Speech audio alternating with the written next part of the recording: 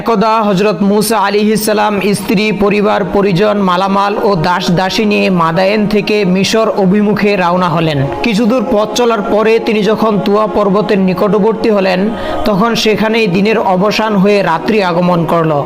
সুতরাং মুসা আলাইহিস সালাম সেখানেই রাত্রি যাপনের জন্য তাঁবু খাটালেন। তার অদূরেই তুর পর্বত অবস্থিত ছিল। এ সময় হযরত মুসা আলাইহিস সালামের বিবি সফুরা অন্তঃসত্ত্বা ছিলেন। ঘটনাক্রমে ওই দিনই তার প্রসব বেদনা আরম্ভ হলো এবং সন্ধ্যার পরে তিনি একটি পুত্র সন্তান প্রসব করলেন। ক্রমেই সেই রাত্রিটি তাদের জন্য ভীষণ দুর্যোগপূর্ণ হয়ে উঠল।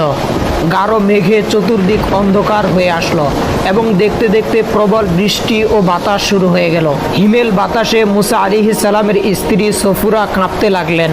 এদিকে তাঁবুতে কোনো আগুনেরও ব্যবস্থা ছিল না। হযরত মুসা আলাইহিস সালামের নিকট চকমকি পাথর ছিল। তিনি তার সাহায্যে কয়েকবার আগুন জ্বালানোর চেষ্টা করলেন, কিন্তু